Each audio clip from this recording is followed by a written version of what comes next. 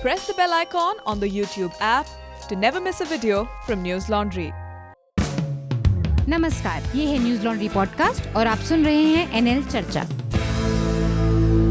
नमस्कार, मैं हूं अतुल चौरसिया। आपका खर्चा आपकी चर्चा हफ्ता दर हफ्ता हम एक बार फिर से लेकर आए हैं न्यूज लॉन्ड्री का हिंदी पॉडकास्ट एनएल चर्चा। आज हमारे साथ दो खास मेहमान हैं। हमारे साथ हैं अनिल यादव जैसा कि चर्चा में हमेशा ही जुड़े रहते हैं, और इसके अलावा हमारे साथ हैं स्कंद विवेकधर। स्कंद हिंदुस्तान हिंदी समाचार पत्र है, उसके विशेष संवाददाता हैं। और अनिल यादव के बारे में जैसा आप लोगों को पता ही है, लेखक हैं, पत्रकार हैं।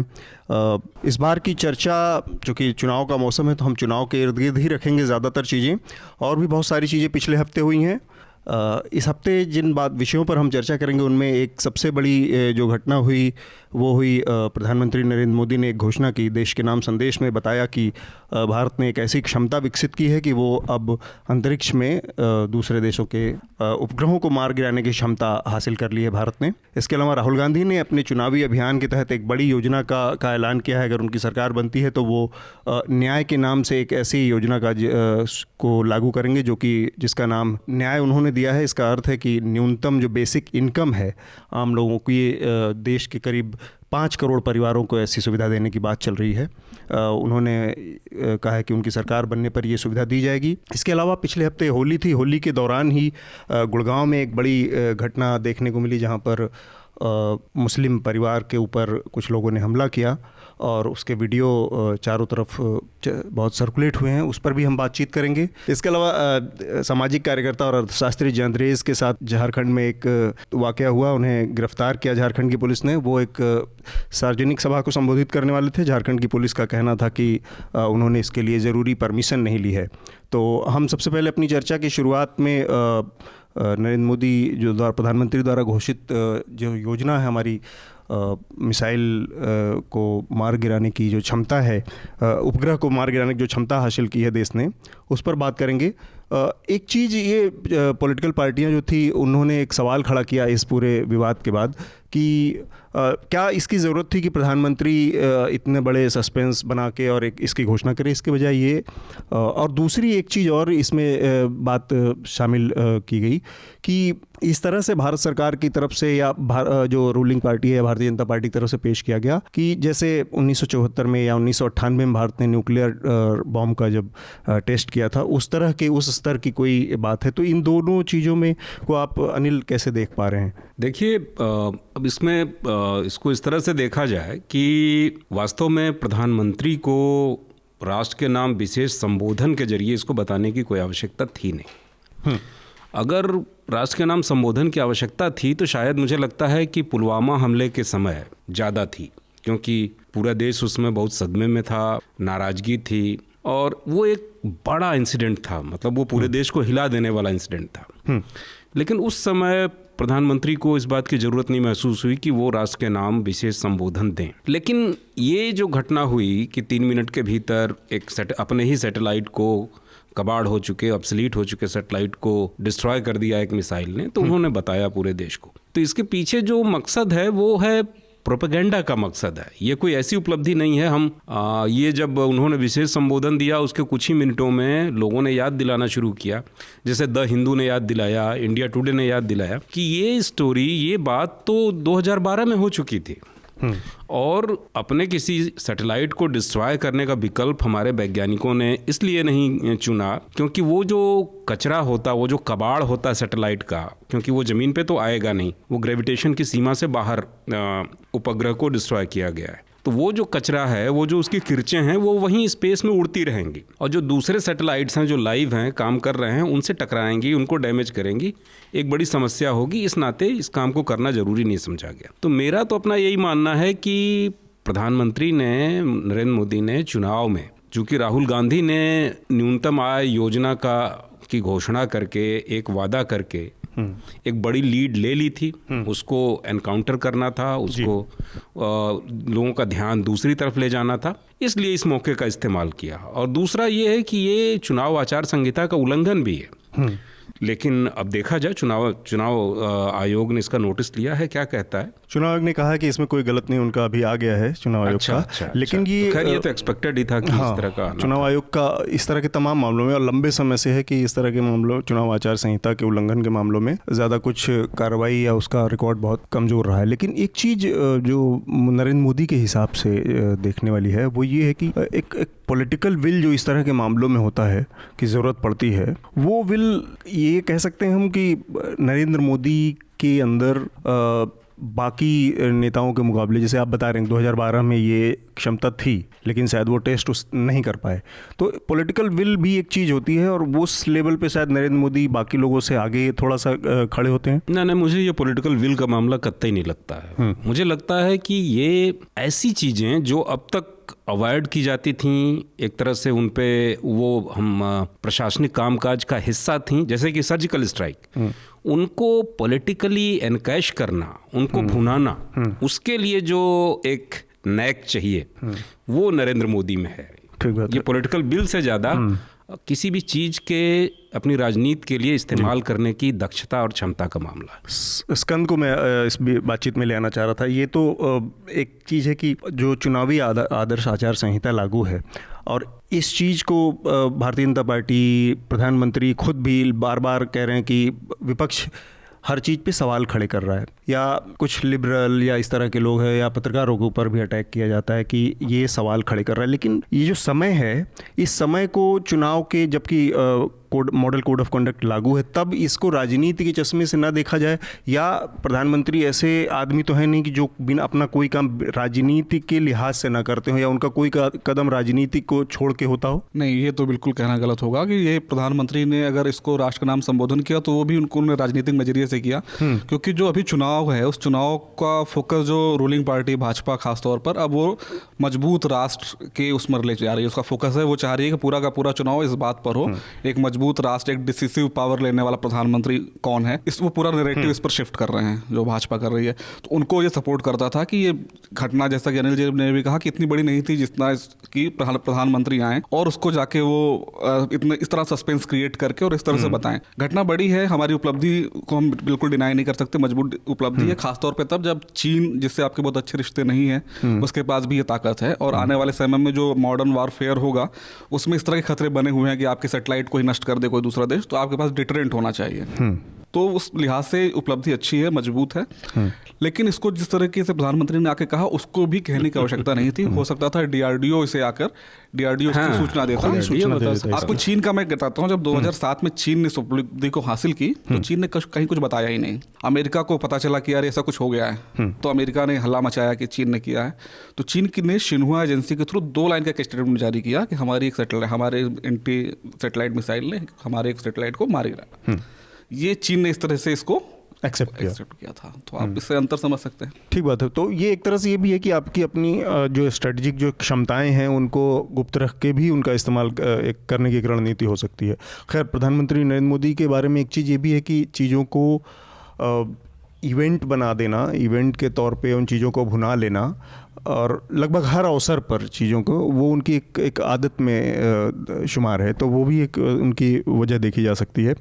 प्रधानमंत्री से ही जुड़ी, जो हम अपने श्रोताओं को बताना भूल गए थे, एक और एक और वाक़या आज सुबह का है। उन्होंने रिपब्लिक भारत, जो कि अर्नब गोस्वामी का चैनल है, उसको उन्होंने एक इंटरव्यू दिया है आज, और उस इंटरव्यू में कई सारी बातें उन्होंने कही हैं, कुछ बातें उन्होंने नहीं कही हैं।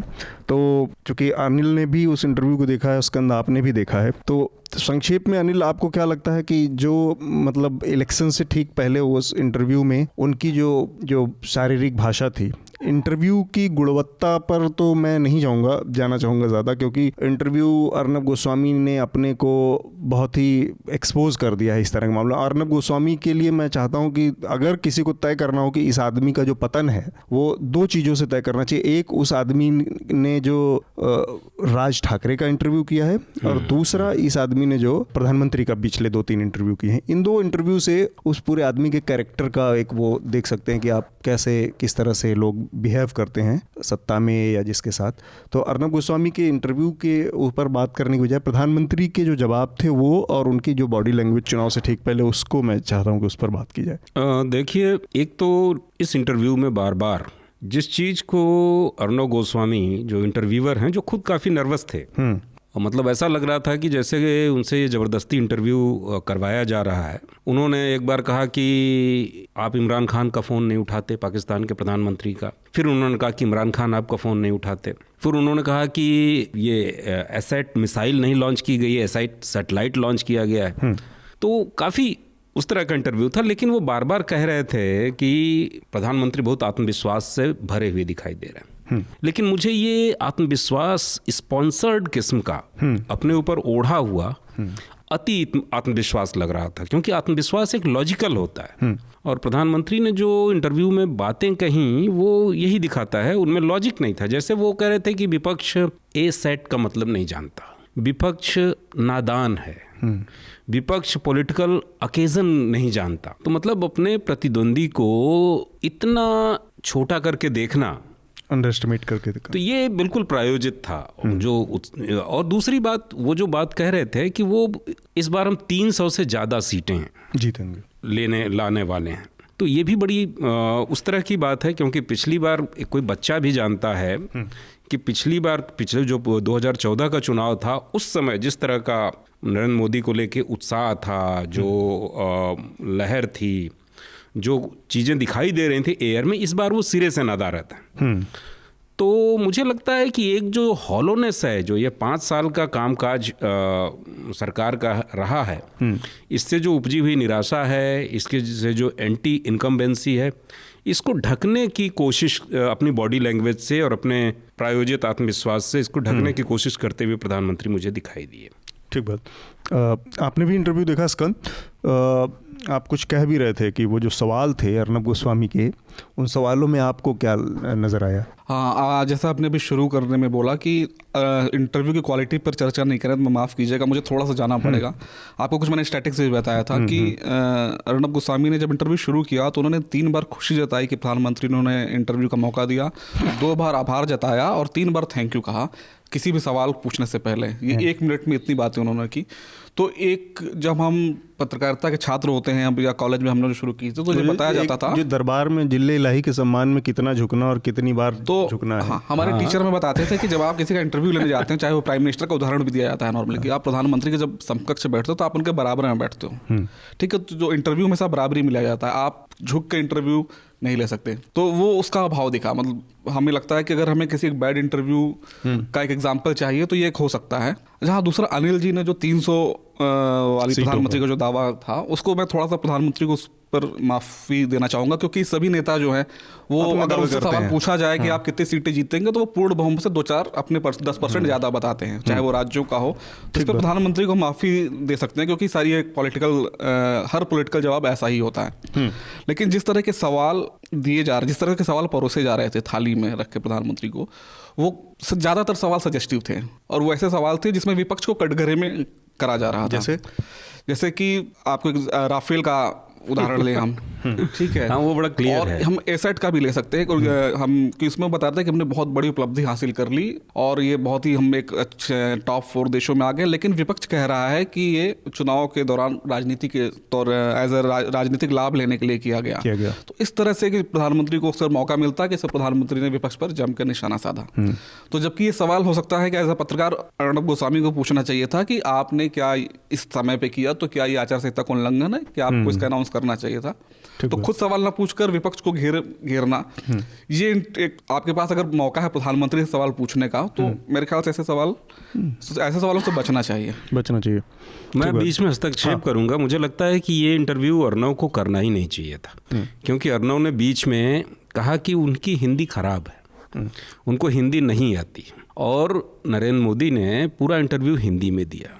और ये इंटरव्यू भी ये हिंदी चैनल के लिए था, रिपब्लिक भारत के लिए था। तो क्या रिपब्लिक भारत में कोई और दूसरा पत्रकार या एडिटर नहीं है जो हिंदी में बात कर सके प्रधानमंत्री से? आपकी इस बात से जोड़ते हुए एक छोटी सी बात मैं कहना चाहूँगा कि अर्नब गोस्वामी असल में झूठ बोल रहे थे। हाँ। झूठ इस लिहाज से बोल रहे थे कि उनको हिंदी नहीं आती। वो रिपब्लिक भारत पर हिंदी का एक शो करते हैं रोज। अगर आप प्रधानमंत्री को बताना चाह रहे थे कि उनको हिंदी नहीं आती, वो दूसरी बात यह कि इससे पिछला जो इंटरव्यू था प्रधानमंत्री का, उनका वो हिंदी में ही किया हुआ उन्होंने।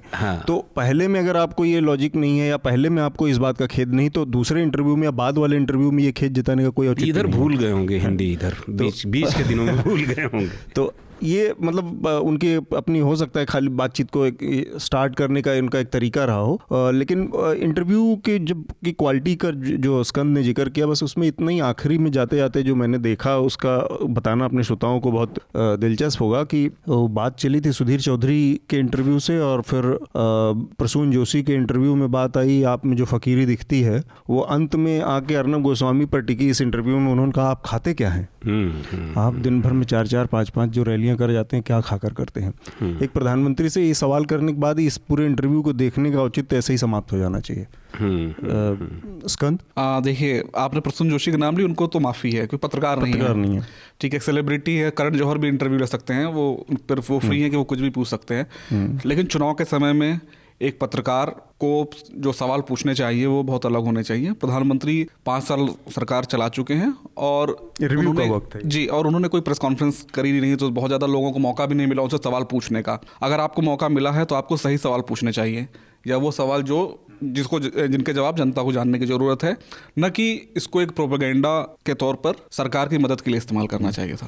मॉडल कोड ऑफ कंडक्ट को लेकर भी थोड़ा सा मतलब ये होना चाहिए। हमारे यहाँ हमने देखा है कि लगातार मॉडल कोड ऑफ कंडक्ट को उल्लंघन की बातें आती हैं कि किसी ने पैसा बंटवा दिया, किसी ने फ़ोटो छपवा दिया, कहीं किसी ने अपना जो फिक्स उसका अमाउंट है उस पर। लेकिन इतना ख़राब रिकॉर्ड है एक कि शिकायतें होती हैं, इलेक्शन कमीशन संज्ञान लेता है, 2 दिन बाद क्लीन चिट हो जाती है, एक फिक्स पैटर्न है।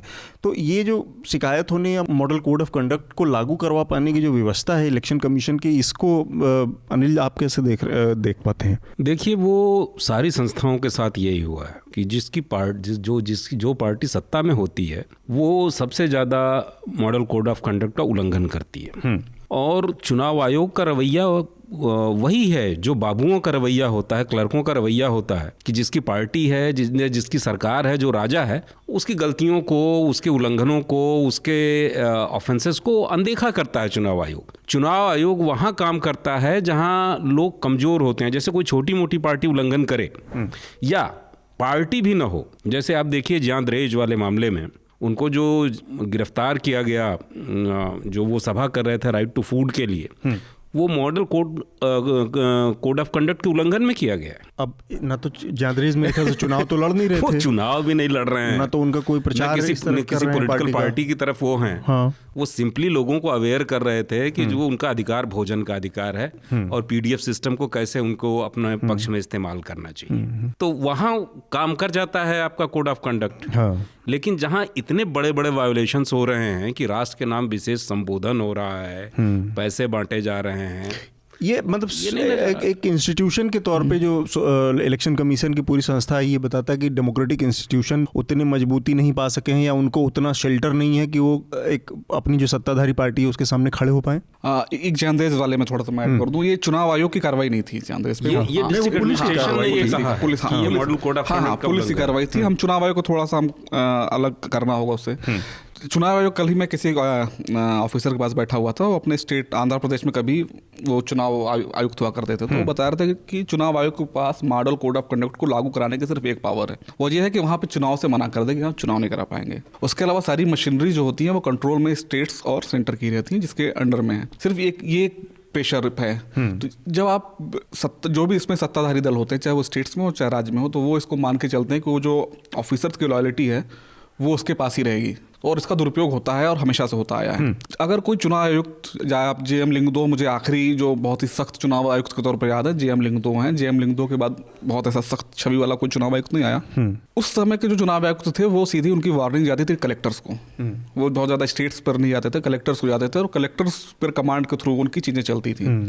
वो अभी नहीं हो रही हैं। अभी थोड़ा सा चुनाव आयोग कर अपने मेजरमेंट जो भी कर रहा होगा उस पर बहुत ज़्यादा सवाल नहीं उठाऊंगा, लेकिन उस तरह की जो सख्ती जो डिस्ट्रिक्ट एडमिनिस्ट्रेशन की होनी चाहिए थी वो नहीं दिख रही है। अवेयर भी नहीं है, हो सकता है जिस तरह से जानदेरिज वाली जो कार्रवाई हुई उससे समझ में आता है कि उनका भी बहुत ज़्यादा क्लियर नहीं है माइंडसेट की मॉडल कोड ऑफ कंडक्ट का उल्लंघन क्या है। तो ये मुझे लगता है कि चुनाव आयोग को इस पर काम करने की मैं जरूरत ये है। कह रहा हूँ कि मॉडल कोड ऑफ कंडक्ट का दुरुपयोग भी प्रशासन द्वारा किया जाता है। चांदरेज को गिरफ्तार करते समय जिला प्रशासन का ये बताना कि इनको इसलिए हमने गिरफ्तार किया है कि यहाँ एमसीसी लागू है, ये मॉडल कोड ऑफ कंडक्ट का सदुपयोग नहीं दुरुपयोग है। सदुपयोग तो उनको करना चाहिए पॉलिटिकल पार्टियों के मामले में, वो कर नहीं रहे हैं। उसका मिसयूज भी एडमिनिस्ट्रेशन करता है, मैं ये कह रहा था। हाँ, नहीं, इसी में अगर ये जानकारी इसके बाद अगर एडमिनिस्ट्रेटर को पता हो कि हम मॉडल कोड ऑफ कंडक्ट में ये नहीं किया जा सकता, अगर आपको जैसे आपको पता है कि ये कानून है, ये सीआरपीसी, इसमें ये चीज़ें होती हैं, तो मॉडल कोड ऑफ कंडक्ट में हम क्या क्या कर सकते हैं और क्या क्या नहीं कर सकते, ये डिस्ट्रिक्ट एडमिनिस्ट्रेशन को पता होना चाहिए। अगर उनको पूरी जानकारी होती तो हो सकता है इस तरह की चीज़ें नहीं होती। हालांकि उनको पता रहने के बाद भी कई बार हमारे जो जिले की या निचले स्तर की पुलिस है वो कितने प्रेशर में काम करती है, कि लोगों को किस तरह से बिहेव करते हैं, वो तो सबको भी ये भी पता ही है, हमारे सामने ही है। एक और चीज़ हुई, चूँकि अर्नब गोस्वामी से बात चली थी और पत्रकारिता और इंटरव्यू के सिलसिले में एक और घटना हुई है छोटी सी आज, तो उसमें समझता हूँ कि उस पर हम बतौर पत्रकार हम लोग बात करना चाहिए। ET नाउ जो न्यूज़ चैनल है अंग्रेजी का, टाइम्स ग्रुप का, उसकी एग्जीक्यूटिव एडिटर हैं सुप्रिया श्रीनेत। उनको आज लोकसभा का टिकट दिया है पार्टी ने, कांग्रेस पार्टी ने। अब वो लोकसभा के टिकट से महाराजगंज की लोकसभा सीट से चुनाव लड़ेंगी। उत्तर प्रदेश की लोकसभा सीट है महाराजगंज, गोरखपुर के पास जो योगी आदित्यनाथ का इलाका है उससे सटा हुआ है। सुप्रिया श्रीनेत के पिताजी पुराने कांग्रेसी थे और महाराजगंज से हर्षवर्धन सिंह उनका नाम था, वहाँ से वो लड़ते थे। आज ये अनाउंसमेंट हुआ है, जो लिस्ट आई कल रात में 12 बजे के करीब 11 बजे के आसपास लिस्ट कांग्रेस पार्टी ने जो जारी की है उसमें सुप्रिया श्रीनेत का नाम आया और आज सुबह उन्होंने एग्जीक्यूटिव एडिटर के पद से इस्तीफा दे दिया ET नाउ के। तो पत्रकारों का राजनीति में जाना, चुनाव लड़ना, ये तो एक चीज़ हो गई, कोई भी जाता है, बहुत सारे लोग जाते हैं पत्रकार, कुछ सफल हैं कुछ असफल हैं, ये वो। सुप्रिया श्रीनेत के जाने को लेकर मेरे दिमाग में एक सवाल ये आ रहा था कि अच्छा, आप जब टिकट के दावेदार हैं या आज आप टिकट पा गए हैं तो लंबे समय से आपकी बातचीत चल रही होगी, चीज़ें प्रक्रिया में होंगी कि आपका नाम होगा नहीं होगा। ऐसे में बतौर पत्रकार आज इस्तीफा देना या थोड़ा पहले समय रहते देना चाहिए था, कि एक हितों का टकराव नहीं दिखता कि आप एक पार्टी के टिकट से आप टिकट के उम्मीदवार हैं और आप एक अखबार इतने महत्वपूर्ण टीवी चैनल को हेड कर रहे हैं, तो इसमें हितों का टकराव जर्नलिस्ट के साथ या जर्नलिज्म के साथ नहीं दिखता? ये मुझे लग रहा है कि हम लोग बहुत ही आदर्शवादी, हाँ, बहुत आदर्शवादी किस्म की बात कर रहे हैं। क्योंकि हम एक ऐसे दौर में रह रहे हैं जब खुद स्टेट प्राइम मिनिस्टर घटिया और उथली पत्रकारिता को, सतही पत्रकारिता को पैटर्नाइज कर रहे हैं, संरक्षण दे रहे हैं। यही कारण है कि वो ब्रॉडली समूचे प्रेस को फेस करने के बजाय चुनिंदा चैनलों को, पत्रकारों को, जिनकी निष्ठा पहले से, निष्ठा क्या, जिनके बारे में मालूम है कि वो सरकार के एहसानों से इस कदर दबे हुए हैं और उसकी पक्षधरता में, सरकार के का गुणगान करने में उन्होंने रिकॉर्ड तोड़ दिए हैं, उन्हीं को वो इंटरव्यू देते हैं और ये करते हैं। तो ऐसे में जो संस्थानों के भीतर जो पत्रकारीय नैतिकता है उसका हाल बहुत ख़राब है। ऐसे में मुझे नहीं लगता कि हम इस लायक इस स्थिति में हैं कि सुप्रिया श्रीनेत जैसे लोगों से उम्मीद करें कि वो पहले रिजाइन करें और बताएं। और अभी तो स्थिति ये है कि लोग संस्थानों में काम करते हुए चुनाव लड़ने के अलावा, जैसा पब्लिक आई में आने वाला काम के अलावा बाकी सारे काम करते रहते हैं, कर भी रहे हैं। ठीक बात। स्कंद, मैं थोड़ा सा अनिल जी से अलग मेरा विचार है कि हाँ, थोड़ा नहीं पूरा अलग विचार है। पूरा अलग नहीं है एक्चुअली, इसलिए पूरा होता तो मैं बोलता, थोड़ा इसलिए अलग है कि हमें उम्मीद इस तरह से नहीं छोड़नी चाहिए। और इसे एक फाइनेंस जर्नलिज्म में होता है कि आप अगर किसी शेयर वेयर की बात करते हैं तो आपको बताना पड़ता है कि अच्छा, इसके शेयर इसमें मेरा कोई इंटरेस्ट नहीं है या मेरे पास इसका स्टॉक नहीं है।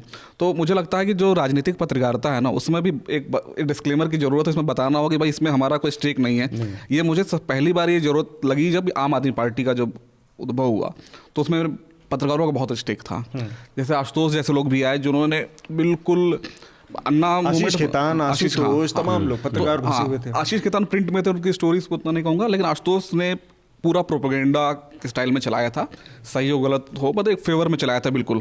उसके बाद जिस तरीके से वो पॉलिटिक्स में आ गए, पत्रकारों को टिकट, पहले क्या पत्रकार होते थे, लिफाफे चलते थे, अभी भी चलते हैं। आम आदमी पार्टी में सबसे पहले सिलसिला शुरू हुआ था जिसमें सीधे पत्रकारों को स्टेक होल्डर बनाया जाने लगा, सीधे उनको टिकट दिए जाने लगे और वो सीधे सांसद विधायक आदि बनने लगे। तो उस समय ये वक्त आ गया था, चूंकि आप यहाँ हितों का टकराव जो आप कह रहे हैं बिल्कुल स्पष्ट हितों का टकराव है, क्योंकि आप ओपिनियन मेकर हो, जर्नलिस्ट एज अ पत्रकार हम लोग ओपिनियन मेकर हैं, और पूरी राजनीति जो है वो इस पे आधार पर चलती है कि ओपिनियन पर जनता का ओपिनियन क्या है। तो ये सीधा हितों का टकराव है, और उसमें अगर आप राजनीति में जाते हो तो कम से कम राजनीति कुछ गंदी करे, राजनीति पत्रकारिता को गंदी करे, वो उसका काम है, लेकिन हम पत्रकारिता को गंदी होने दें, ये सही नहीं रहेगा। इसका एक और एंगल है कि ठीक है, पत्रकारों को चाहिए कि वो पत्रकारिता के जो इस्टेब्लिश्ड नॉर्म्स हैं उनको फ्लाउट न करें और इसको और गंदा न करें, लेकिन जब खुद मीडिया हाउस का मालिक जो मीडिया हाउस की पॉलिसीज़ बनाता है, और आज की तारीख में आप देखेंगे कि वो राज्यसभा में जाने के लिए बहुत सारे मीडिया मालिकों में होड़ लगी रहती है, अभी भी लगी हुई है, जब वो जाते हैं तब ये सवाल क्यों नहीं उठाया जाता है? और क्या जब वो किसी नहीं, उनके जाने पर तो कोई प्रश्न ही नहीं, कोई भी जा सकता है। मैंने राजनीति का मैंने ये कहा कि जो ये पीरियड है, ऐसे में आपने जो खबरें चलाई उन खबरों की विश्वसनीयता क्या है? यही मैं कह रहा हूं कि जब किसी समाचार पत्र का, मीडिया हाउस का, चैनल का मालिक एक पॉलिटिकल पार्टी से राज्यसभा में जाता है, लोकसभा में जाता है, तो वो अपने मीडिया हाउस का इस्तेमाल जिस पार्टी में होता है उसके प्रोपेगेंडा के लिए करता है, बहुत साइलेंट तरीके से करता है, और वो कभी ये नहीं घोषित करता है कि ये देखिए इस पार्टी के फेवर में, हाँ मैं इस पार्टी के फेवर में हम कर रहे हैं। ये हमने चंदन मित्रा के मामले में देखा है, वो पायनियर अखबार चलाते थे। हाँ, हरिवंश जी के मामले में देखा है, और भी अरे नरेंद्र मोहन, महेंद्र मोहन, सुभाष चंद्रा, नहीं सब पर सवाल तो सब पर उठने चाहिए, इन पे क्यों नहीं सवाल उठे? हमारा मुझे लगता है कि इन पर भी सवाल उठाना चाहिए। एक पत्रकार जो कि कर्मचारी है, पेड एम्प्लॉई है वहां का, उसके बजाय हम लोगों को अपने सवाल का फोकस वहां रखना चाहिए मालिकों तक, कि जिसकी पूंजी लगी है, जो पॉलिसी मेकर है और जो पत्रकार की तुलना में अपने मीडिया हाउस को प्रभावित करने में ज्यादा सक्षम है।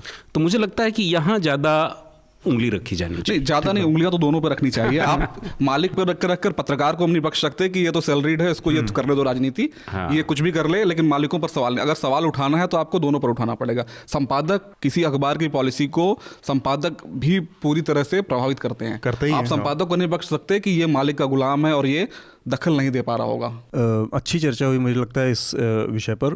अपने अगले विषय की तरफ मेरे ख्याल से हमें बढ़ना चाहिए, जो कि राहुल गांधी की न्यूनतम आय योजना से जुड़ा मसला है। 5 करोड़ परिवारों को करीब, जिसमें मेरे ख्याल से 25 करोड़ लोग आएंगे, जो सबसे निर्धनतम परिवार हैं उनको 6,000 रुपये या 72,000 रुपये सालाना देने की बात राहुल गांधी ने कही है। और इसमें उनके बगल में ये घोषणा करते वक्त दुनिया के मतलब माने जाने अर्थशास्त्रियों में एक मनमोहन सिंह भी बैठे हुए थे। तो ये माना जा रहा है कि कांग्रेस पार्टी ने सोच समझ के ही ये निर्णय लिया होगा, क्योंकि मनमोहन सिंह खुद भी जिस तरह की इकोनॉमी के समर्थक रहे हैं उसमें इस तरह की चीज़ों को के लिए बहुत लिमिटेड स्पेस है, जो फ्रीबीज़ या इस तरह की चीज़ों के लिए, तो वो उसको बढ़ावा देने वालों में तो नहीं जाने जाते। हालांकि UPA 1 के टाइम पे की जो सरकार है उसमें इस तरह की तमाम चीज़ें शुरू हुई, जिसमें मनरेगा हुआ या राइट टू फूड या इस तरह की तमाम चीज़ों में सोशल सिक्योरिटी वाली जो स्कीम्स थी, और बहुत सारी स्कीम्स आई। लेकिन उसके पीछे एक बड़ी वजह, क्योंकि उसके पीछे कम्युनिस्ट पार्टियों का बैकअप बहुत स्ट्रांग था, तो शायद ये एक वजह रही। अब ये आज की तारीख में जो जिस तरह का पूरा जो कैपिटलिज्म का जो स्ट्रक्चर है या जिस उस पर दुनिया चल रही है अमूमन ज़्यादातर, उसमें जो असमानता की वो है बढ़ गई है बहुत ज़्यादा। तो ये माना जा रहा है कि 21वीं जो सदी है, जो टाइम चल रहा है, इसमें दुनिया भर की अर्थव्यवस्थाओं के लिए इस तरह की फ्रीबीज़ इसका एक कंपनसेशन का सबसे आसान जरिया है, और पूरी दुनिया में चल रहा है किसी न किसी रूप में। ये एक इसका इनबिल्ड वो एक बाय डिफ़ॉल्ट एक नतीजा है, ऐसा मतलब इस बात को माना जा सकता है, क्योंकि अब असमानता तो दिख गया है कि जो कैपिटलिस्ट पूरी अर्थव्यवस्था में कुछ लोगों के पास अथाह संपत्ति है, कुछ लोग निरंतर गरीब होते जा रहे हैं। नहीं, ये तो स्पष्ट तौर पे दिखाई दे रहा है कि हमारे देश में जब न्यू इकोनॉमिक पॉलिसी लागू हुई, ग्लोबलाइजेशन के कानून लागू हुए, उसके बाद से डिस्पैरिटी बहुत ज़्यादा बढ़ी है। ये तो साफ दिखाई दे रहा है। जो गाँव से शहरों की तरफ पलायन है, कुछ लोगों के पास बहुत ज़्यादा संपत्ति का एक्युमुलेट होना, लोगों का कंगाल होना, ये तो हुआ है।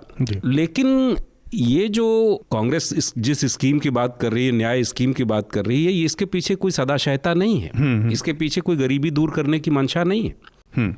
ये कांग्रेस ही है जिसने, कांग्रेस का ही फाइनेंस मिनिस्टर शायद चिदम्बरम का ही ये बड़ा मशहूर अमेरिका से सीखा हुआ जुमला था, नो मोर फ्री लंचेस।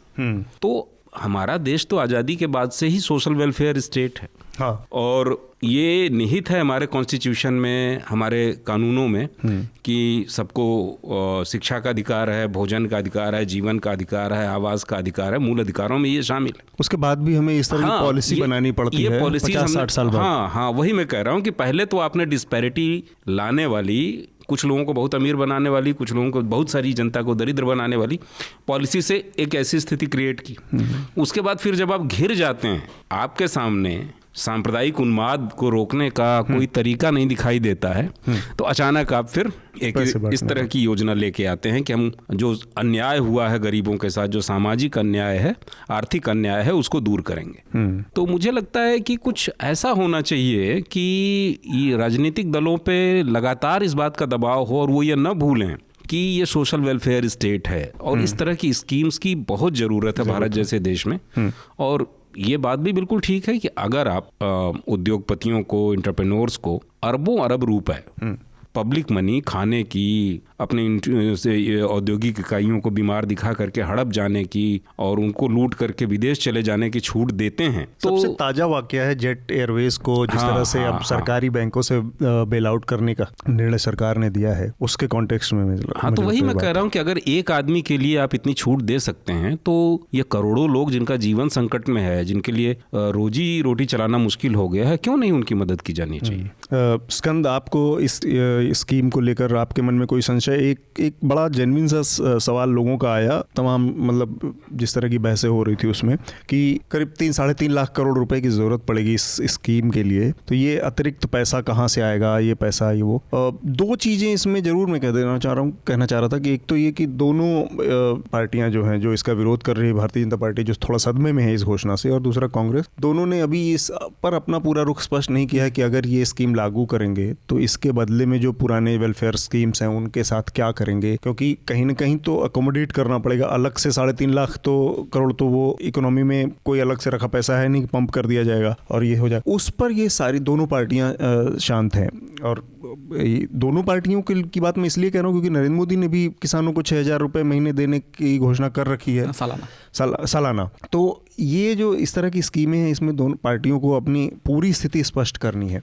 लेकिन ये जो चिंता है कि कहाँ से आएगा, क्या ये वाजिब चिंता मानी जा सकती है? बिल्कुल, यही एक महत्वपूर्ण चिंता है इस समय, क्योंकि कांग्रेस इसको लेकर रुख स्पष्ट नहीं कर रही है कि वो जो फंड आगे कहाँ से आएंगे। आपके पास विकल्प हैं। आप 3 लाख करोड़ का जो है करीब आप सब्सिडी ऐसे टैक्स सोप के तौर पर आप कॉरपोरेट्स को देते हैं, प्लस करीब इतने ही करोड़ के 2 लाख करोड़ के आसपास टोटल सोशल सब्सिडी जो है सरकार की तरफ दी जाती है। तो ये स्पष्ट करना चाहिए कि पैसा कहाँ से आएगा। कहीं ऐसा तो नहीं है कि आपने पैसा तो दे दिया लेकिन हमारी मनरेगा और फूड सब्सिडी और इनसे आप कटौती कर लेंगे, या हो सकता है आप इनमें से कटौती नहीं करेंगे, फिर क्या हेल्थ और एजुकेशन जैसे जो हमारी बहुत ज़रूरी बजट्स हैं उसमें तो कटौती नहीं हो जाएगी। तो क्योंकि इससे फिर फ़ायदा की जगह नुकसान होगा अगर आप हेल्थ में बजट काट लेंगे पैसे पर ना। ये मैं इसलिए इस जो चिंता है ना, इसलिए इसमें भी बहुत लोगों को कन्फ्यूज़न है, क्योंकि इन योजनाओं के लाभार्थी भी वही लोग हैं ना, जिन लोगों को ये 6,000 रुपये दिए जाएंगे या 72,000 रुपये सालाना देने की बात है। इसके लाभार्थी वही लोग हैं जिनकी बात कर रहे हैं, और बाकी जो योजनाओं के जो लाभार्थी हैं। दूसरी चिंता जो मुझे इस स्कीम में है वो ये है कि ये जो फैमिलीज़ हैं कौन होंगी। अभी इसका क्राइटेरिया जो है ये अभी नहीं बता रहे हैं, और क्या बिल्कुल नया क्राइटेरिया बनेगा। फिर दूसरा, इस पूरे उसके में क्या किसानों को या अलग किया जाएगा, या किसानों को एक दूसरी सब्सिडी एक चलती रहेंगी और ये एक नया पूरा सेगमेंट होगा। ये जो 5 करोड़ परिवार है, ये परिवार कौन होंगे, इसको ठीक इसका सवाल। फिर इन परिवारों में जो इनका जो कॉन्सेप्ट है थोड़ा सा बहुत जटिल है कि 12,000 रुपये कर देंगे बेसिक। इस सेगमेंट में जो लोग हैं उनके पास कोई ऑर्गेनाइज्ड काम नहीं है, अगर होता तो उनको इसकी जरूरत नहीं थी। तो आप कैसे तय करेंगे कि कोई परिवार 2,000 कमा रहा है या 3,000 कमा रहा है कि 5,000 कमा रहा है कि 6,000 कमा रहा है कि 10,000 कमा रहा है? आप डिफरेंस निकालने के लिए इसका कोई तरीका नहीं है आपके पास अभी। लेकिन ये बहुत इतनी मुश्किल काम नहीं कि ये ना कर सके सरकार। बहुत मुश्किल काम है इसमें। ये सबसे अधिक मुश्किल जो आयुष्मान भारत में आज के समय में आ रही है वो यही मुश्किल इसमें आएगी, क्योंकि ये इसका कोई डेटा नहीं है। इसका कोई नहीं, अब डाटा इसलिए नहीं है क्योंकि जो पिछला सेंसस है वो इस आधार पे करवाया गया है, उसके डाटा रिलीज नहीं है की है ना गवर्नमेंट ने। सोशियो वही आयुष्मान भारत जो भी शुरू हुआ था गरीबों के लिए, उसको आपने देखा होगा कि 10.74 करोड़ परिवार को होना था, 1 साल करीब होने को 6 महीने हो चुके हैं। 6 महीने में अभी भी सिर्फ 2.5 करोड़ लोगों तक, परिवार नहीं लोगों तक पहुंचा है, यानी 55 करोड़ लोगों तक होने चाहिए थे, वो लोग आ ही नहीं पा रहे हैं सामने कि वो कौन लोग हैं। तो सेंसस में जब कोई आते हैं तो बहुत क्लियर डाटा नहीं होता उसका। ये लोगों को कैसे असरटेन किया जाए कि कौन किस इनकम ग्रुप का है, मुझे लगता है इससे कहीं बड़ी समस्या भ्रष्टाचार है। जैसे आप देखेंगे सिस्टम में जो, मैं उत्तर प्रदेश और बिहार के उदाहरण से कह रहा हूँ कि गरीबी रेखा के नीचे जो लोग हैं जिनके कार्ड बने हैं बीपीएल कार्ड, वो ज़्यादातर खाते पीते किसानों ने बनवा लिए हैं। मतलब ट्रैक्टर वाला, राइफल वाला, 5 बीघे खेत वाला, वो बीपीएल कार्ड लिए हुए है और जो अनाज खरीद रहा है वहाँ से वो उसको बेच दे रहा है बाजार में, और उसके बिना पे वो दूसरे फायदे भी ले रहा है। तो ये जो है कि उनको बीपीएल में किसने डाला, बिलो पॉवर्टी लाइन वाले एक सेगमेंट में उनको कैसे डाला गया, वो डलवाए गए हैं जो ताकि वो उन योजनाओं का फ़ायदा ले सके। तो मुझे लगता है कि ज़्यादा अवेयरनेस इस बात की ज़रूरी है कि वो लोग जिनकी इनकम पहले से ही 12,000 से ज़्यादा है, खाते पीते लोग हैं, कहीं वो लोग ये पॉकेट मनी न लेने लगे इस योजना से। ये एक बड़ा खतरा मुझे लगता है। लेकिन दुनिया के कई हिस्सों में जो, क्योंकि वेलफेयर स्टेट के नाते अब ये एक कंपल्सन बन गई है ज़्यादातर सरकारों की कि हम इस तरह के गरीब तबके के या जो बहुत मार्जिनलाइज सेक्शन है उनको दें। यूरोप में कई इस तरह के प्रयोग चल रहे हैं इस समय, कनाडा में इस तरह का कई प्रयोग चल रहा है, चीन में इस तरह का, मकाओ में इस तरह का प्रयोग चल रहा है लोगों को डायरेक्ट बेनिफिट देने का। तो ये ऐसा नहीं है कि मतलब अभी अचानक से जिस तरह से आया और जिस तरह से लोगों का रिएक्शन आया इस पूरे उस पर, तो ऐसा लगा कि जैसे कोई ऐसी बात आ गई हो कि एकदम जिसकी कोई व्यवहारिकता नहीं है, और जो राहुल गांधी वो तो पप्पू टाइप है, उसको क्या पता कि ये कैसे होगा, ऐसा नहीं है। मतलब वो पूरी योजना इस एक जो मैं इस हफ्ते का रिकमेंडेशन भी मेरा था वो भी इसी से जुड़ा हुआ था कि किस तरह से पूरी दुनिया इस समय इस चीज़ से जूझ रही है, क्योंकि जो डिस्पैरिटी है, जो असमानता की दर है वो इतनी ज़्यादा है दुनिया में कि सरकारों के पास अपनी, ये केवल इसलिए नहीं कि जनता को के भूख को या उसको पेट भरने के लग की बात है, उन सरकारों के बने रहने बचे रहने का सवाल ये है। बिल्कुल बिल्कुल, क्योंकि इस स्तर पे वो असमानता पहुंच गई है, और उसको बचाने, अगर या तो आप अपनी ये इस कैपिटलिस्ट सिस्टम को बचा लीजिए जिसने इतनी डिस्पैरिटी पैदा की है, तो वो उनको बचाने के प्रयोग के तौर पे इन चीज़ों को देख रही है। तो और एक और बहुत छोटा सा एक लोगों की चिंता आई कि आमतौर पर यूरोप में जहाँ पे इस तरह का प्रयोग हो रहा है या कनाडा में, वो बहुत छोटी आबादी पर या इस तरह के देश हैं जिनकी स्थिति हमारे जैसी है, पॉपुलेशन और हमारे यहाँ पॉपुलेशन एक बड़ी आबादी इसमें है। ये किसी तरह की ये इतनी बड़ी चिंता है जिसे इतनी बड़ी भारत सरकार इतनी बड़ी मशीनरी के जरिए इन चीज़ों को हैंडल नहीं किया जा सकता। नहीं, देखिए, अगर हमारे यहाँ आबादी ज़्यादा है तो हमारे यहाँ संसाधन भी तो ज़्यादा हैं, लेकिन मुझे ऐसा लगता है कि ये एक तरह से पूंजी का जो संकट है, पूंजीवाद को बचाने की ही कोशिश है। अगर जेन्युइन कायदे से तो ये होना चाहिए था कि इतना पैसा खर्च करके लोगों को कुछ ऐसा किया जाता कि उनको रोजगार का मौका मिलता जी, वो ये इनकम स्थायी होती। भाई इसमें तो खतरा ये है कि मान लीजिए कांग्रेस ने ईमानदारी से इसको लागू किया और कल कांग्रेस की सरकार नहीं रहती है, 2 साल बाद कोई और सरकार आएगी, इसको खत्म कर देगी। ठीक बात। लेकिन अगर लोगों को रोजगार दिया जाता तो वो एक स्थायी चीज होती। तो मुझे लगता है कि ये जो है इस नज़रिए से भी सोचा जाना चाहिए इस प्रश्न पे। बिल्कुल, ये गंभीर सवाल है। अच्छा, इसमें एक चीज़ मैं थोड़ा सा अर्थव्यवस्था का आपने ऐड किया था, तो मुझे ग्रीस का उदाहरण मैं दूंगा कि ग्रीस की जो समस्या थी वो यही समस्या थी कि वेलफेयर ज़्यादा हो गया था। और ये संतुलन तो ऑब्वियसली सरकारों को बनाना ही पड़ेगा, बनाना जरूरी है कि हम अपनी हैसियत देख के, हम एक बड़ी इकोनॉमी है, दुनिया की 6ठी बड़ी इकोनॉमी है, बट हम किसी देश की संपन्नता उसके प्रति व्यक्ति आय से नापनी चाहिए, और खासतौर पर जब कि डिस्पैरिटी इतनी ज़्यादा हो तो प्रति व्यक्ति आय भी बेमानी हो जाती है।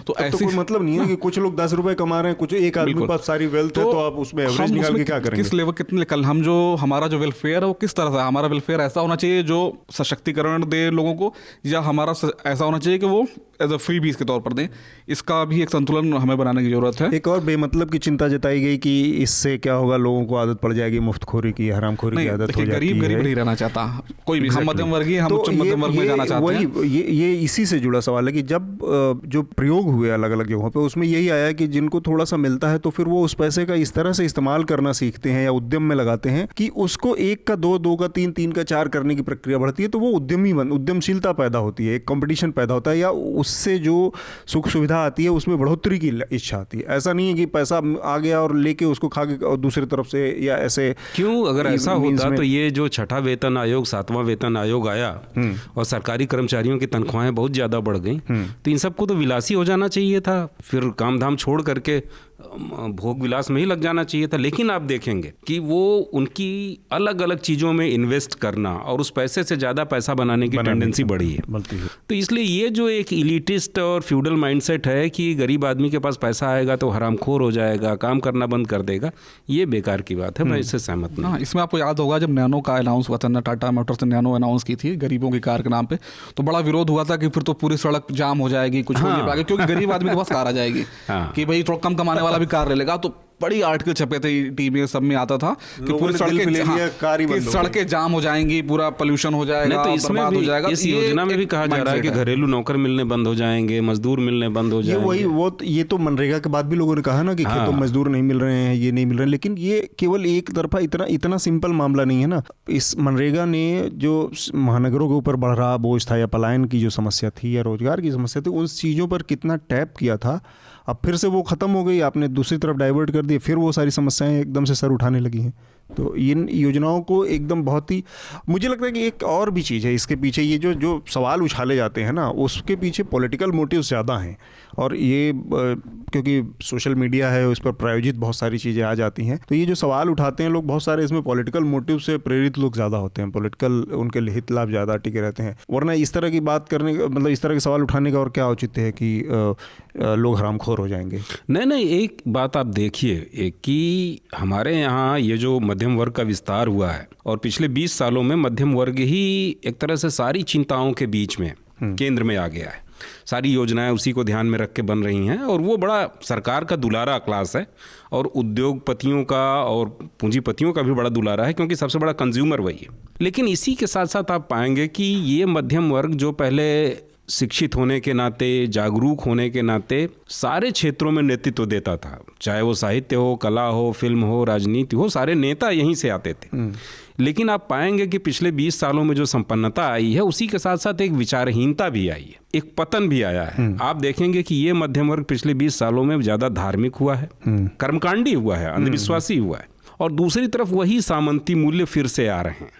मतलब गरीबों से नफरत करना, उन्हें कमजोर, कामचोर और इस तरह से उनको हिकारत की दृष्टि से देखना, ये एक नई टेंडेंसी आई है। तो मुझको लगता है कि ऐसे में गरीबों का एम्पावर्ड होना और शिक्षा के क्षेत्रों में उनका ज़्यादा जाना जरूरी है, ताकि वो बता सकें कि वहाँ से नेतृत्व आए। मुझे लगता है कि मध्यम वर्ग से अब ज़्यादा आशा करने का समय रह नहीं गया है। ठीक बात। समय कम है, हम अपने अंतिम उसके विषय की तरफ बढ़ते हैं, जो कि हमारा ये होली के दौरान घटी घटना थी गुड़गांव में। एक मुस्लिम परिवार के घर में घुसकर 30-40 लोगों ने हमला किया, और उसके बाद उसका वीडियो आया, जिसको लेकर काफ़ी विवाद हुआ, और उसमें 5 या 6 लोगों को गिरफ्तार किया है गुड़गांव की पुलिस ने। ये इस तरह की पुनरावृत्ति, जिसमें आपने वीडियो देखा होगा कि मुल्लों को मारो, भगाओ, ये और वो हिंसा, तो इस तरह के वीडियो पिछले 5-7 सालों में हमने देखा कि अनगिनत हो गए हैं।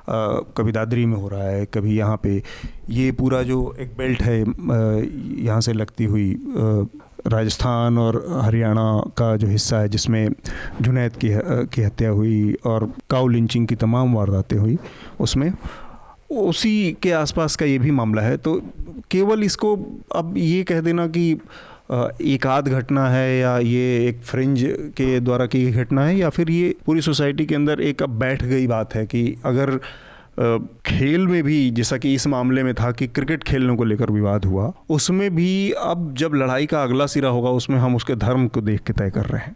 तो ये तो हो ही रहा है। बस ये है कि ये तो पिछले 5 सालों के दौरान मुसलमानों की उनको मारना, उनकी हत्या करना, और उसके बाद धार्मिक ध्रुवीकरण करना, ये तो उसी तरह की घटनाओं की एक और घटना है। लेकिन एक खास ट्रेंड मैं देख रहा हूँ कि अब ये जो संघ परिवार है, इसने मुसलमानों को लेकर के और सांप्रदायिक ध्रुवीकरण की नीतियों के तरीकों को लेकर के अपनी रणनीति बदली है, अपनी स्ट्रेटजी बदली है। अब क्या है कि पहले क्या होता था कि दो लोगों की साइकिल टकराती थी या मंदिर में गोश्त फेंका जाता था, मस्जिद में गोश्त फेंका जाता था और दंगे की शुरुआत होती थी। अब ये नहीं है तरीका। अब तरीका ये है कि किसी एक आदमी को, दो लोगों को या एक परिवार को टारगेट करो और उसको मारा जाए, पीटा जाए, हत्या भी कर दी जाए और उसके बाद भागा ना जाए, उसका वीडियो तैयार किया जाए, उसका श्रेय लिया जाए और इस आतंक को फैलने दिया जाए, व्यापक लोगों की भागीदारी ना हो, इसका प्रबंध किया जाए। तो ये उसी तरह की घटना है कि एक परिवार को घुस करके आप लाठी डंडे रॉड से मारते हैं, पूरे इलाके में आतंक फैलता है। इससे पहले वहीं ये भी हुआ है कि वो खुले में नमाज पढ़ने से रोका क्या गया, उसके लिए बाकायदा मोटरसाइकिलों से जत्थे बनाए गए थे जो जगह जगह जाते थे और चेक करते थे और मारपीट के लोगों को भगा देते थे। तो ये वही पैटर्न है। उन्होंने एक पूरा एक जारी किया था बयान भी कि अब सार्वजनिक स्थानों पर नहीं और बाद में उसको हरियाणा पुलिस ने एंडोर्स किया था। हरियाणा पुलिस सरकार ने उसको एंडोर्स किया था।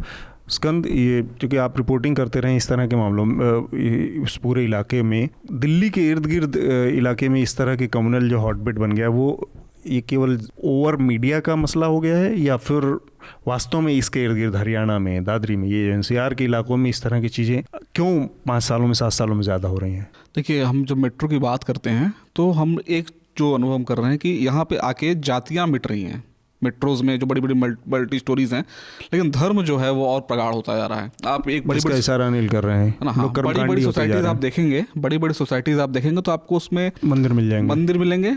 आपको घर अगर 400 फ्लैट हैं या 1000 फ्लैट है तो आप एक मुसलमान फैमिली ढूंढने से बहुत मुश्किल से मिलेगी। मेरी सोसाइटी उसमें करीब 1000 फ्लैट है और 10 भी मुसलमान फैमिलीज होंगी तो मैं कह नहीं सकता, 1-2 कोई मैं देखा हूँ कभी, तो मुझे लगता है कि ये कुछ होंगी फैमिलीज। तो ये जो धार्मिक बंटवारा है शहरों में बहुत ज़्यादा है। ठीक है, जातियों के बंधन टूट रहे हैं मेट्रोस में आके, बट धर्म का बंधन और कड़ा होता जा रहा है। दूसरी तरह का घटाइजेशन है। हाँ, और पढ़ा लिखा परिवार मध्यम वर्गीय वो मुसलमान से दूर रहना चाहता है। बचपन से उनको सिखा दिया जाता है कि इससे थोड़ा सा बच के रहना। अब ये डर है कि ये नया फेनोमेना, ये पहले नहीं था, ये नहीं था, ये नया हम लोग हमारे बचपन में इस तरह के हमें कोई डर नहीं था, हम साथ में खेलते थे, झगड़ते भी थे, लड़ाइयाँ भी होती थी। लेकिन अब वो बच्चों को बिल्कुल दूर रख के इनसे तो दूर ही रहना एक सिखाया जा रहा, तो गैप इतना ज़्यादा आ गया जैसे एक एलियन वाला जो होता है कि कोई बिल्कुल ही अलग जीव है यार, एक अलग जीव है वो। तो ये बहुत, एक तो अंतर बहुत आ गया है। तो अब वो जो अंतर है वो मानसिकता जो है, अब जब आप दबंग भी हो, अगर आप दबंग हो, आप बहुसंख्यक हो, तो वो मानसिकता जो होती है ना, फ्यूडल मानसिकता, उसमें फिर जो है आपके हत्थे पहले दलित आते थे, आजकल दलित शहर में दलित ऐसा दलित कौन बचा है? दुश्मन खोजना है ये मनुष्य की। हाँ, तो वो दुश्मन अब कौन वो आ रहा है, वो ज्यादातर उसमें मुसलमान आ रहे हैं, तो वो उसमें शिकार हो रहे हैं। हालांकि ये इसके पीछे जो हिडन वो है शक्ति है, वो वही है, वो पॉलिटिक्स है, जो संघ की पॉलिटिक्स, सरकारों का संरक्षण है मुसलमानों को मारने वालों को मारने को। अब जब जैसे वो देखिए, वो क्या नाम था, शंभूलाल रैगर, उसने एक आदमी को काट डाला, मुसलमान को, और उसके लिए चंदा इकट्ठा हो रहा है। 70 लाख रुपए लोग इकट्ठा कर लिए उस आदमी के लिए, हत्यारे के लिए। ये सपोर्ट सिस्टम को जो इस तरह के अपराधी किस्म के लोग हैं वो सपोर्ट सिस्टम का इस्तेमाल कर रहे हैं। अब आप ये सोचिए 70 लाख इकट्ठा हो रहे हैं तो जो कर रहा है वो तो ठीक है, लेकिन जिन्होंने 70 लाख दिए, जिन लोगों ने, 1-2 लोगों ने तो दिए नहीं होंगे, हजारों की संख्या में दिए होंगे, सब लोग दिमाग में कुछ ना कुछ चल ही रहा है, उन लोगों की नजर में मतलब वो घटना सही है। तो वो हमारी मानसिकता, हाँ बिल्कुल, हमारी मानसिकता मतलब वो बड़े गहरे से आ गई है, बहुत गहरे से घर कर गई है, और उस पर जो है बहुत लंबे समय तक मुझे लग रहा है कि इसका जहर बना रहेगा, उसको दूर करना बहुत मुश्किल होगा और बहुत लंबे प्रयास की जरूरत है। इस मामले में मैं मतलब मुझे हमेशा लगता है लोग पॉलिटिक्स को लेके बहुत सिनिकल होते हैं, लेकिन मुझे हमेशा लगता है कि पॉलिटिक्स ही इस मामले में राह भी दिखा सकती है। वो एक कायदे का लीडर, एक कायदे का विजनरी, एक लीडरशिप जो होती है, वो 2 मिनट में गांधी जी के सामने रहते रहते इतना बड़ा, मतलब इतना बड़ा तो इस पूरे सब कॉन्टिनेंट ने वो नहीं देखा होगा, लेकिन एक आदमी जाके खड़ा हो गया अगर बंगाल में, तो चीज़ें रुक गई। वो उस लेवल की नैतिक, मतलब उस लेवल का रिस्पेक्ट, उस लेवल का अपना अंदर खुद का आत्मबल होना, एक लीडरशिप ही इसको रोक सकती है और पॉलिटिक्स ही इसका हल भी है। पॉलिटिक्स ही ने बर्बाद किया है। वो दंगे भड़काने जा रही है, दंगे शांत करने नहीं जाती। हमारे नेता जब भी कोई भी नेता जाता है तो नॉर्मली उसकी कोशिश, उससे जाने से दंगे भड़क जाते हैं। बहुत सीधी सी बात है कि हम लोगों ने जो एक धर्मनिरपेक्ष संविधान अडॉप्ट किया है, अगर धर्म से पॉलिटिक्स को दूर रखा जाए, धर्म की राजनीति न की जाए, तो ये समस्या अपने आप खत्म हो जाएगी। क्योंकि जो आपका ये जो डेवलपमेंट है, मॉडर्न लाइफ स्टाइल है, एजुकेशन है, इन सब की दिशा लोगों के मिक्सिंग की तरफ है, लोगों को आपस में मिलाने की तरफ है। लेकिन ये धर्म, जब आप राजनीति में धर्म को ले आते हैं, तब आप ये विभाजन वाली बात करते हैं। तो निश्चित तौर पे ऐसे नेताओं की, ऐसी पॉलिटिकल पार्टियों की ज़रूरत है जो धर्म को टूल की तरह इस्तेमाल करने के बजाय व्यक्तिगत आस्था, व्यक्तिगत समझाने की कोशिश अर्चना का विषय बनने दें और उसको राजनीति में न लाएं, तब ये खत्म हो सकता है। समस्या तो ये है ना कि राजनीति में फायदा ध्रुवीकरण से होता है, ज़्यादा मिक्सअप हो जाते हैं तो फायदा नहीं होता। मतलब शॉर्टकट हर आदमी खोजना चाहता है ना, कि लॉन्ग कट से जाने का फ़ायदा लोगों को कम दिखता है। मैं एक छोटी सी बात कह के अपनी बात खत्म करूंगा। जो स्कंद ने बात कही कि एक घटवाइजेशन हो रहा है, कि बड़ी बड़ी बिल्डिंगों में लोग अपने बच्चों को मुसलमानों के साथ मिलना नहीं चाहते। उन सोसाइटीज़ में मुस्लिम परिवार नहीं मिलेंगे, बड़े बड़े 1000, 10,000, 5,000, 4,000 लोग एक साथ रह रहे हैं, लेकिन एक मुस्लिम नहीं है, एक सिख नहीं है, एक कोई और क्रिश्चियन नहीं है। एक ही तरह के लोग, एक ही तरह की सोच, सब तरह के लोग हैं। मुझे अचानक से अपने, मतलब मेरा बेटा जिस स्कूल में जाता है, उस स्कूल को मुझे लगता है कि वो बहुत ही उस मामले में एडवांस स्कूल है। वहाँ पर उसके हर क्लास में मैंने देखा है उन लोगों ने एक बैलेंस बना के रखा है। हर क्लास में अब तक, मतलब 4 साल हो गए उसको वहाँ जाते हुए, और उसमें हर क्लास में उसके कम से कम 35 की 30 की स्ट्रेंथ है, रहती है हर क्लास में। कम से कम 10 उसमें मुस्लिम बच्चे होते हैं, बच्चियाँ होती हैं, ये वो।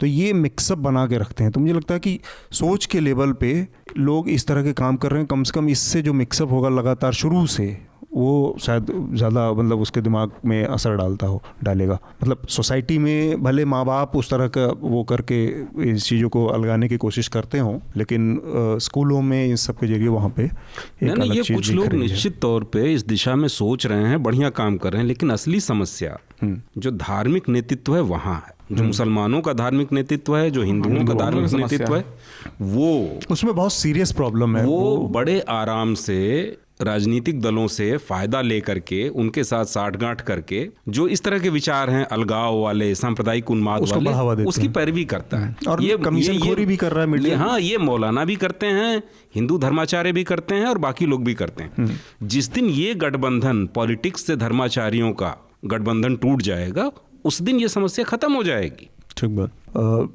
हम इस बात के साथ ही अपनी आज की चर्चा को रोकेंगे, और उससे पहले हम अपनी एक अपील जो आप लोगों से करते हैं, लेकिन पहले हम अपना रिकमेंडेशन का राउंड कर लेते हैं। अनिल, आपका रिकमेंडेशन हमारे श्रोताओं के लिए क्या है इस बार? इस बार मैं अभी एक बेहद महत्वपूर्ण, बेहद दुस्साहसी और एक शानदार महिला का निधन हुआ है, रमणीका गुप्ता। तो उनकी एक आत्मकथा है आप हुदरी। तो रमणीका गुप्ता ने उसमें अपने पंजाब में बीते हुए बचपन के बारे में लिखा है, उन संघर्षों के बारे में लिखा है जो उनको साहित्य में, राजनीति में और भी दूसरे पुरुषों के खिलाफ, जो पैट्रियार्की है उसके खिलाफ जो उन्हें संघर्ष करना पड़ा, और किस तरह से उन्होंने बताया है अपने उदाहरण से कि अगर एक अकेली औरत भी साहस करे तो पैट्रियार्की कोई इतनी बड़ी चीज़ नहीं है कि उससे नहीं लड़ा जा सकता है। ठीक है। तो बहुत शानदार आत्मकथा है उनकी, आप हुदरी। मैं उसकी सिफारिश करता हूँ कि लोग पढ़ें। स्कंद, आपका रिकमेंडेशन क्या है? हाँ, एक है तो किताब ये पुरानी, जानद्रेस की चर्चा हो रही थी, तो जानद्रेस की लिखी किताब है ये, सेंस एंड सॉलिडेरिटी, झोला वाला इकोनॉमिक्स फॉर एवरीवन। ये मुझे लगता है कि जो भी सामाजिक मुद्दों पर बात करते हैं, लिखते हैं, पढ़ते हैं, या जिन्हें भी चिंता है या जो समझना चाहते हैं, उसको ये किताब जरूर पढ़नी चाहिए। खासतौर पर भारत का जो ग्रामीण परिवेश है, वहाँ की जो स्थितियाँ हैं, इनइक्वालिटीज़ हैं, हेल्थ इशूज़, तमाम इशूज़ पर इसमें जानद्रेस ने बिल्कुल ग्राउंड रिपोर्टिंग, और जो होती है इसको कहते हैं, बिल्कुल गाँव में जाके चीज़ों को देख कर इसमें बताया है। और ये मस्ट रीड है, और इसलिए मैं मस्ट रीड में कह रहा हूँ कि आपको इसको अगर कोई खरीदना नहीं चाह रहा है, पैसा नहीं खर्च करना चाह रहा है, तो ऑक्सफोर्ड ने इसको ऑनलाइन फ्री में उपलब्ध करा दिया है, तो इसको डाउनलोड करके भी पढ़ा जा सकता है।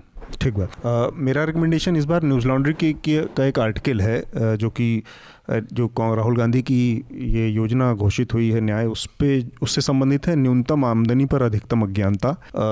इसको ज़रूर पढ़ें तो लोगों को समझ में आएगा कि असल में ये किस तरह से पूरी दुनिया में चल रही है चीज़, और किस तरह से इसकी ज़रूरत आज की तारीख में करीब करीब वेलफेयर स्टेट कहने वाले, लोकतांत्रिक देश कहने वाले हर देश को इस तरह की स्कीम्स की ज़रूरत है।